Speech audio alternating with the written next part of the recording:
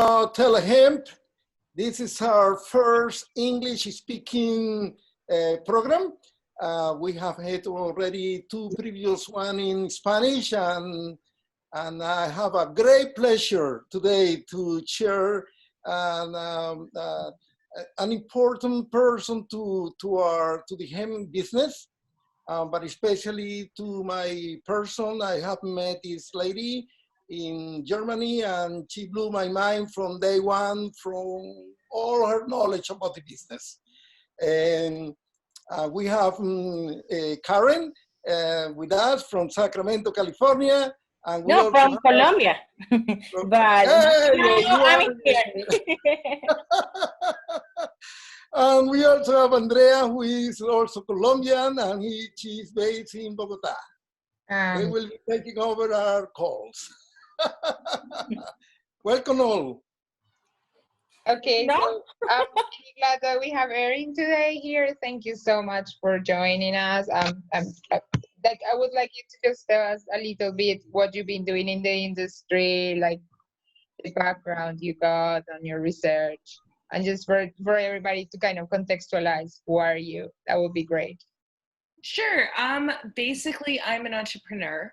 I started in the natural health industry many, many moons ago. I owned my own natural health store. I was actually one of the first retailers of hemp protein in the Canadian market. But hemp wasn't actually my following at that point. At that point, I just fell in love with medicine and how people had the ability to learn and treat within their own home. We didn't have to have medicine outside of the home. It was something that was allowed to be inside, and I could share it and we could trade it. And so that led me to have my own manufacturing company. I had a product that I launched. It was called Mozzie Q. It's a pill you take and mosquitoes don't bite you. And that worked out to a certain degree, but then I found my calling, which was this one plant. There is this plant that is the most recognized leaf in the entire world. We all know what it is. And this plant has the ability to be both food, medicine, and housing, everything that we possibly have. It's the largest, most cultivated crop in human history, which means to me that we should have evolved alongside with it. And now that we're seeing the resurgence of it in Canada, we have legalization of recreational and medicinal cannabis, but across the world, we're starting to see companies, and countries in like South America grow and allow the cultivation of industrial hemp. We're seeing such a huge resurgence as a result of it. So. Wonderful. Erin, but specifically, your researching is focused in what matter? Well, mostly it's kind of the boring side of it. So everybody knows cannabis is the stuff you can smoke and get high. The stuff that, and that's fun for a lot of people, but the boring stuff of hemp is things like papers, plastics, textiles, anything. I mean, you can build a house out of hemp. You can actually grow 1 acre of hemp is equal to 5 acres of trees for the amount of fiber that it produces, and it grows in 90 days. Yes, but so you have. No, okay, continue.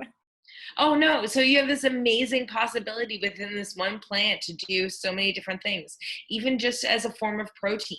When you eat hemp, it's actually 80% edistin form protein, which is the same protein that we make in our own bodies. It is the more bioavailable for us to eat 3 tablespoons of hemp than it is to eat a steak. Okay, do you have a preferred product? Preferred products? I mean, well, Manitoba Harvest in the US has really done a good job of making sure that hemp is on the shelves and known across the country. But the thing is that people need to understand more so how to use something as simple as hemp hearts. Forget the brand. Hemp hearts are just these like little tiny seeds you can put on everything from pasta to salads to, I mean, it's a thickener. It's any place where you think nutty and buttery would be a good taste profile, that's where you can use hemp. Awesome. Fantastic. I think that most of people, sadly, they don't recognize those benefits from the plant, and it's such a shame because like I get in London, I was living there before, and we have these things to get them from the shelf, but someone wasn't believing me when I told him we don't find hemp products in our naturist shops here in Latin America. In Colombia, at least, we don't, because people don't conceive the idea of hemp is actually it's a very nutritious product. I'm sure you can tell me much more about it, but as far as I'm concerned, the protein is much richer than other proteins we find on seeds, in beans, and even the protein. It has more minerals within the grains, so when you consume it, you are actually getting rebalance a lot of the minerals that you should be eating. Yeah, So it's awesome. that people doesn't know that. And what do you feel like the market now is going about with these probably derivative products from the hemp in itself? What do you think? Like, how do you feel that the market is at the moment? Well, I mean, as far as I'm concerned, any way you can possibly get hemp into you is a good thing. I used to have a challenge when I worked for another company where it's like, just consume 3 tablespoons of hemp a day and watch your life change. Your weight will change. When I first got introduced to hemp protein, I had a guy working for me, and within the first year, he lost 70 pounds.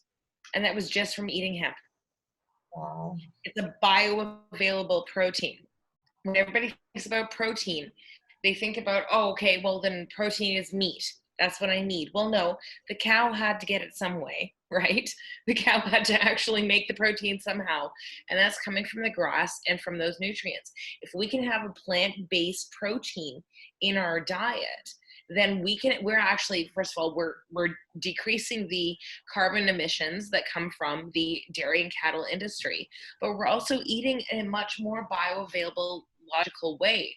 Like, I mean, when you talk about things like there's nut milks and there's all these different things that are coming out to the market to replace things. Well, dairy, the only reason that dairy is here on this world is to fatten up a baby cow. Is the only reason. Right? And so us trying to find a replacement for that is really interesting when we discover it's not good for us. Right? Yeah. But hemp we have an entire system in our body named the endocannabinoid system for a reason. It's there because we actually, our bodies require this food in order for us to function. It's kind of like, how in nature there's like how an insect can have a symbiotic relationship with a plant. Well, wouldn't it make sense if people had a plant? No idea.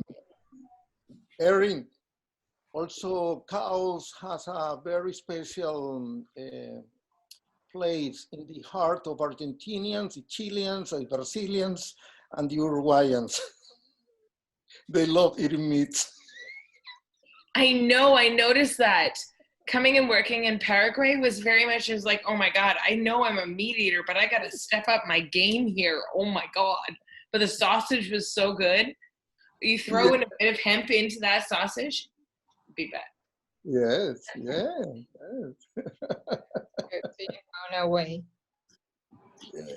That's the thing, right? That in European markets, more people is giving up beef and sources of protein from animals, and it's basically because it's really expensive as well. I remember in Germany buying like a piece of meat for €7, and it was so expensive. Like, spend all that money for the little protein, you rather have bread. Well, and really, how much do we need on a regular basis too? I mean, like, at least in North America, I come from, meat and potatoes at every meal, that type of family, but we have to think about how much we actually require to consume on a regular basis. Yeah, and protein from an idea from not meat, it's actually like a lot of the planet actually eats that way. It's very normal. Yeah.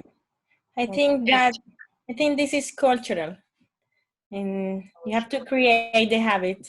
And Eat the best for the body, the wellness. Well, and creating the habit, the best thing I would say then is in any place where anything is required to be creamy. So like creamy sauces, I blend this stuff up and I make fettuccine Alfredo sauce that tastes, yeah, no, it tastes like it should be bad for you. Like it's not like, it's like, you know, all you do is you saute up some garlic, olive oil, put in your hemp hearts and a bit of walnuts, blend it in a blender. And like, it tastes like it should be cheese, in my opinion. So it's all in how you can actually. That's awesome. That's really interesting. Sorry? That I said that you do a very good guacamole. Oh, yes. No, I which is really funny. I mean, I beat the Venezuelan at guacamole. That's not supposed to happen. No, but I think this is a creamy infusion, but it's the same that other infusion. I think it's very good, and you are doing well. Well, that's awesome. I mean, if when we look at all the different diets around the world and how things are changing, and we're moving towards an area where we're going to have to actually, you know, grow our own food closer to home, because that's where things are leading us to, unfortunately. Think about hemp though, because hemp has this opportunity where, I mean, this is like, this jar right here is about 15 steaks for the amount of protein that you need. Wow, that's awesome. That's a really telling number. But that's really telling number, because I think no one really could ever done that for me, like to put into perspective how much of protein does any seed has compared to normal meat. I think we are misled in that sense. Like we think meat is the basic food that we need, and we can take all the protein from it, and we probably will use it for things like skin and hair and collagen, whatever. But then you don't realize that perspective of, okay, from the meat you're consuming not much, your body's not taking any much from it, because at the end you're just well, you're consuming an animal, and so that wasn't, and that animal had to get that protein from some other source. When you actually consume plant protein, and trust me, I'm not a fan of vegans. I believe that everything tastes better with cheese and bacon on it. Absolutely. I mean, but when we consume a protein source that has gotten its protein source from something else, we're not the first people to get the protein source, right? Right. So eating plant protein, like I throw this on, I only have this jar here, but like when I'm back at home with my mom, we have a shaker and we put it on salads, on pasta, on anything, because you can supplement your diet very differently. And this is like, what, I think this is about $10, not even, worth of hemp protein. Wow. Oh. And that's your steak and your protein and your meat for a week. That's so amazing. Here in Australia, they sell 200 grams for $10, 10 Australian dollars. I'm trying to change that. Everybody should be able to have hemp. Yeah, hemp change the world. Yeah. So that's interesting. I feel like you're really a woman on a quest about this getting hemp to everybody. And there is like this hard question that we wanted like to the program to go around it, but is inequality in the industry. Like we, like Karen and I, we brought up together this business here in Colombia, and there is some people that has been like really, I won't say patronizing, but yes, it's like, okay, yes, sure, you understand the industry, and they are like patronizing us because we are the woman, and we like I think it's still that there is like some inequality, and you will. There's huge amounts of inequality, and I actually laugh at it, because at the end of the day, when you have a cold, who do you go to? You go to mom, right? You know, that's what it comes down to, is who's the one who actually dispenses the medicine. I come from the natural health industry, and the natural health industry, even though 80% of women are the ones who make the choices in the household when it comes to health food and different products and different supplements, it's still a very male-run industry. Even when it comes to something as simple as vitamin C. Yeah. And it's frustrating to me but that's a difference in idea, right? Because, in a world where there's a commodity right now, I mean, thank God they're having a run on vitamin C, because people have figured out that, yes, if you want to, fight a virus, take vitamin C. That'll work. All good, right?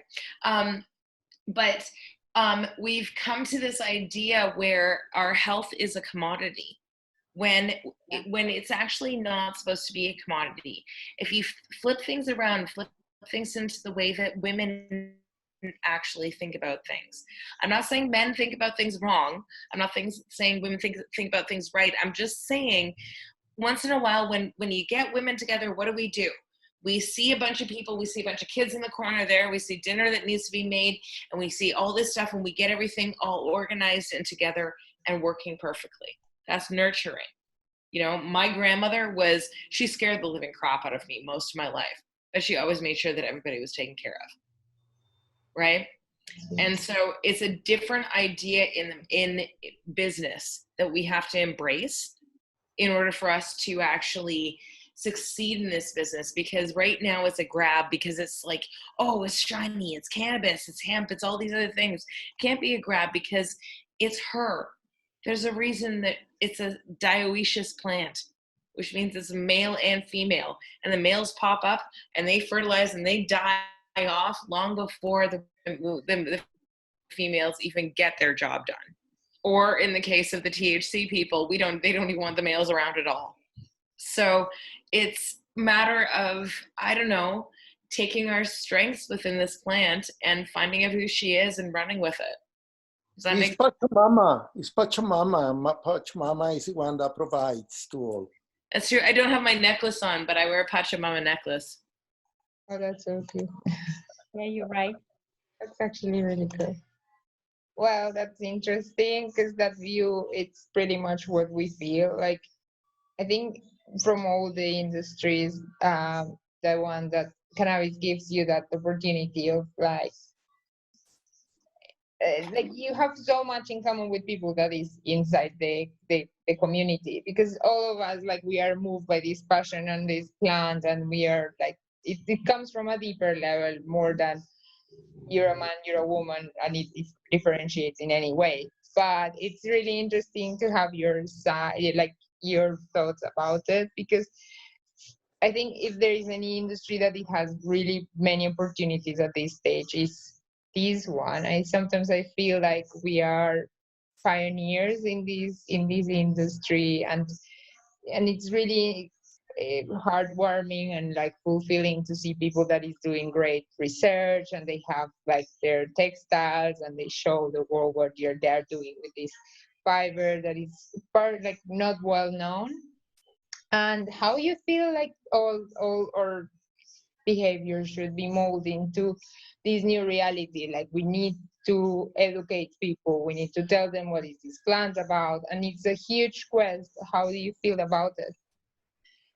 I think we have a perfect opportunity at the moment, because we're recognizing, first of all, I mean, I had to, fly out of Australia to come back home to Canada, and I'm talking to you in Australia, and you in Colombia, and you in, Australia, or in America. We live in a very, very close-knit world now, right? We can't get away from that anymore. And so it's no longer about what you do doesn't affect me. It's about how it affects everybody. And so we're moving forward. Hemp, there's only one option with hemp. It's great. You plant it and good things happen. That's about the only option you have. It's either that, or, they say the only side effect of smoking THC is you smoke it and you immediately hate the government. But that's something else. That's the only downside of the business. Yes.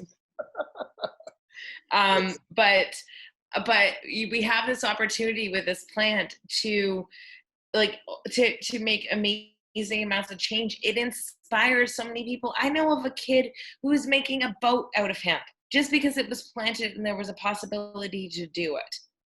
So it's kind of like one of those, like, you know, if you build it, he will come. If you plant it, they will come. It's that type of a plant. It is the most popular plant in human history. You walk through a field, you feel amazing. It's gonna change the world because it already has many times before we even remember. And a lot of good minds are coming over constantly to add value. They create machines, they create technology, they create way to do things. And you know, this is a new tribe. No one here is by obligation or imposed. We're here because we want to be here. Oh yeah, we're hempsters. I say I work for a plant. Yes. When people ask me, like, what do you do? I'm like, I work for a plant. Does it pay well? Sometimes yes, sometimes no. Yep, that's the way it is. Either way, it doesn't matter because, you know, she's supposed to be here. She's fostering in a new time for us as human beings when we understand it's about the all, it's not about the one, right? And that's a very nurturing idea. It's a different way of doing business, which is going to be fun because that means everybody gets Christmas bonuses, not just the top. Exactly right. Exactly right. Exactly right. It's awesome. Thank you, Erin. Thank you for showing us your lifestyle. It's wonderful, and I really admire you. You are a wonderful person, cannabis person. You're my favorite. Oh, well, let's just keep on keeping it going. Thank you for everything that you're doing. The more messages that we get out about this, the better. I'm very happy. I'm very happy. Erin, would you like to add anything else to the audience? We expect to translate this into Spanish. I know your work that you are doing in Paraguay. I know. Would you like to talk to us about that, please? Absolutely. I mean, one of the things that I found amazing in my research is I found out that South America, within a matter of 18 months, completely took away the entire soybean market from the US. So, and there's kind of this really cool opportunity for South America to rise. And I think it's going to be in hemp. And I think it's not just like everybody's on the CBD wagon and all the other fun medicinals. No, I mean, hemp toilet paper. Yes. You know, I hear there's demand, you know, but also just the grain as a food, as I was talking about before, it being so healthy. And so I've had the opportunity now for the past couple of months to work with a company in Paraguay that is really focusing on the grain and the fiber end of the hemp business, where everybody else is so excited about the CBD and all those crazy things. They're really focused on the hemp and on the food and the fiber. And that to me is really exciting. So we've been working with them to be able to build, it's a site with, we're working with a bunch of different farmers and trying to establish these small plots that they've been growing a one season harvest of sesame. We'd like to actually bring it to a multi-season of hemp. And then the other options then are just sell it for seed, but also fiber for clothing, for houses. As we know, it's whole plant utilization. The possibilities are endless. Yes, and this is the connection where Erin and I have been, in touch since ever. The dream, or it's just a project already. It's not a dream anymore. It's to bring those technologies at hand beyond CBD. We're a group of engineers and scientists all around the world that are committed to the same idea. Yes, the oil is very important for medicine and health, yes, but it only represents a little tiny dot in everything that we can do with hemp. Yep. Well, and not just hemp, but it comes down to biomedicinals. Like I've been laughing when everybody's, really afraid about this virus and everybody's looking at things that are antiviral. Well, antiviral is actually really normal in natural health. It's kind of like not even a tagline we use anymore. It's all antiviral, right? I mean, elderberry, the terpenes in cannabis, calendula, echinacea, all of these different plant phytochemicals are actually just antivirals that we need. It's just food. Exactly. Right. You are what you eat. Stop eating horrible things, and then maybe you won't get that sick. Well, my friends, the time has come to say goodbye. Once again, on behalf of TeleHemp, and Karen and Andrea, myself, thank you, Erin, once again. And you are a very beautiful soul. I told you that many times. And it was a great pleasure to see you, to have you here in Australia a month ago. And yes, thank you very much. Thank you. Thank you, Erin. You're a warrior. Thank you. Well, we all got to do it, right? Now's the time. Thank you. Awesome. So much. Now we can say bad words, right? Maybe that's one of the big lessons, is that we're seeing it. I mean, how many people I texted my friend the other day. I said, I'm like, do you hear that silence? She's like, what? Yeah. I'm like, that's millions of people figuring out that food has ingredients. That's really, because I think that the fact that we are unacknowledging so many things and like kind of like, I think everybody's doing it in a programmatic type of thinking, to just forget and like kind of just separate yourself from the problem. So when everybody's talking about climate change, you just feel like it's not with you, nothing to do with your behavior, it's their behavior. But then it's like you get the reality of, yes, I'm producing this much. Just being alive, you would need to have shampoo, which is like pet type of plastic. So you actually have all that plastic that is going to go to nowhere, and it's going to take 800 years to kind of degrade. And really, what did that impact your life rather than getting it somewhere else? I know it's going to change everything. Everybody's just acting like, no, it's not my business. It's nothing to do with me. And even when I talk to Bella, it's like, Bella, like we need to start cutting down on this. And one day we did the experiment on how actually going shopping without bags feel like. And it's hell. Like we are no longer educated for something like this. We are just no, and we have to learn back to it. Like my grandmother, you're right. Like my grandmother used to, like, I remember her cutting the mold off cheese, and like you save everything, and she's had the same Tupperware containers she's had since 1952, and I thought this was foreign, and now it's like, wow, I commend you, because there's people out there who just don't know. But that comes down to mama, right?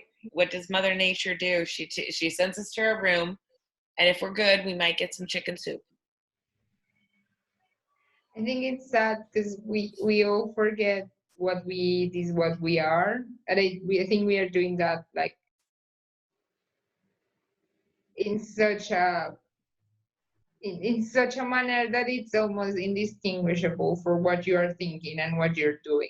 Because most of the people is like, yes, you are what you eat, but then they are like happy to put whatever crunchy or easy or fast food is around.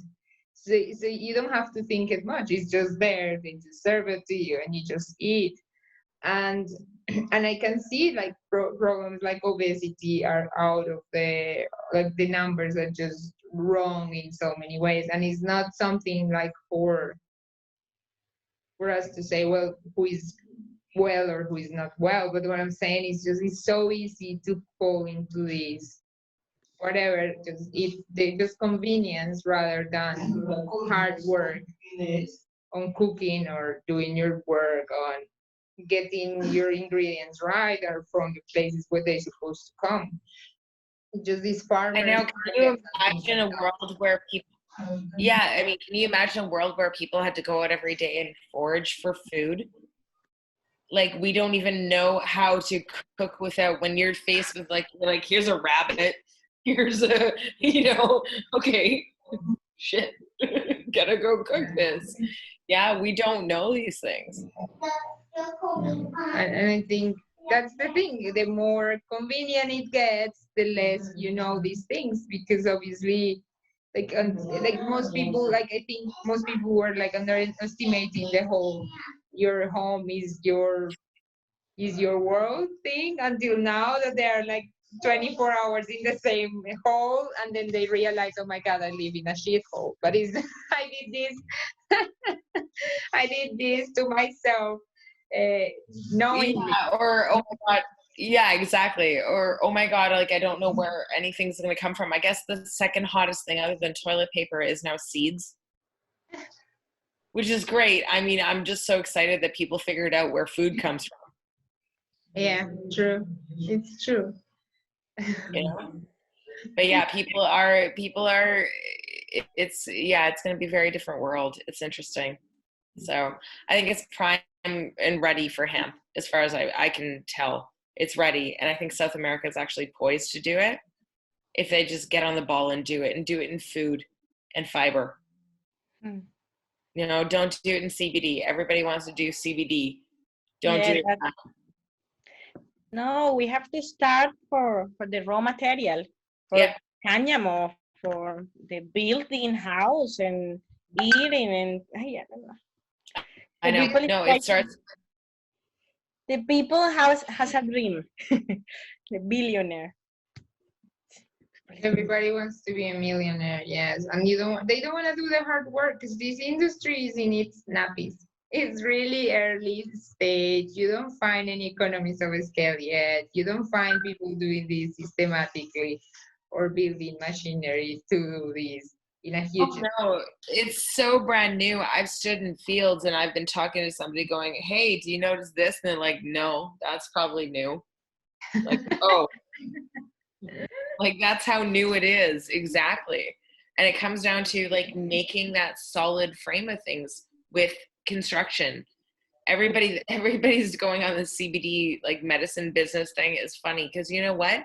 You're supposed to eat it like salad. It's supposed to be. It's not like something you put into a tincture bottle. It's just salad. Yeah, you're right. You're right. Thank you. Okay, Andrea, you have to change habits. What? No, I feel that it's also a manner among people in the industry that they were keeping like everything low key, and like there was not much information upstream. And there is a lot of information, but it's like, who's gonna read a 60 pages research paper for the sake of it? I think that the delivery has to be this one, and this one is the new thing. You really need to deliver the message in a way that people will listen. So that's why we had this idea of doing this space and creating a space for experts and for people that is doing this for a while. Well, I love it. If you ever need me, let me know. I'm happy to talk about everything from fabric to food to everything. That's really, I love the plan. cool, because we were talking about Mexico recently. Like they are building their legislation. I think they are at a stage that the people that will pay you to listen to you, they will actually listen because they are really receptive and they feel like they want to do the right thing on their legislation. And sadly, or not sadly, but we have to admit that in countries in Latin America, we are bound to listen to the experts from abroad. So I think you're much listened into a market, into us, like we would listen to you. than people from Mexico listening to Karen or Ramon or me, because at the end of the day they're like whatever. But I understand, from and it's funny. It's other actually funny because Canadians are not considered experts in anything but weed. It's funny because in Colombia we have all these Canadian huge companies buying onto business labels for CBD, and they had to come to this reality of like there is no enough talent, like there is no many people that knows how to grow these things correctly. So they are wasting their money. They are literally just shoving dollars into the bin. Yep. Because they have a lot of dreams, but they don't have the people with the right talent to pull this through. Like the biggest companies here are doing nothing, like nothing. You don't get from them cuttings or seeds, nothing, because it was all a mirage, I think. And they were all telling us lies, how much they had done. But when you go down to talk to people, it's like lack of management, lack of expertise, lack of like they're doing silly things, believing like consultants that probably have nothing to do with the industry. They probably did tomatoes at some point in their lives, and now they call themselves cannabis experts. And that's the shame, because that's the kind of mistakes they are getting people into doing, like just throwing their money in the bin. And then It's ruining the industry. it's happening everywhere, exactly. And it's a shame because the money is going into the wrong funnels. Exactly. I know, give me a little bit of the money. That's all I need. I don't need much. I want to start an institute where we actually use the biomass from not just hemp, but from any other agricultural waste in order to create sustainable products, from everything from batteries to energy to foods to nutraceuticals. We can do it with plant energy. That's so cool. That'd be so awesome, but baby steps. We got to get through the pandemic first. I know. Yeah. What about the pandemic? It's terrible. We don't know how long it's gonna last. So let's see. But thank you so much for your time. I'm really, really happy we talked. And definitely we can keep in touch and keep talking about these matters. I think there is so much to say about like products that come out from hemp. I think not many people knows that this is for plastic, this is for ethanol, this is for biodiesel, this is for building things, and even like you can actually build boats with this. It's so awesome fiber. Yeah, if you think it, you can build it out of hemp. It's like the way I say it. Like I've had people call me like, can you make this? Yes. Can you make this? How about you call me and, it just, if you think it, then we can make it. It's going to be easy, and now that we're headed towards a world where people are going to be more conscious, I think that hemp is going to be that solution. And I mean, once again, 1 acre of hemp is equivalent to 5 acres of trees. Yeah, I know. Thank you, Erin. Yes. All right. Well, I gotta run. It's late at night over here. Yes, thank you.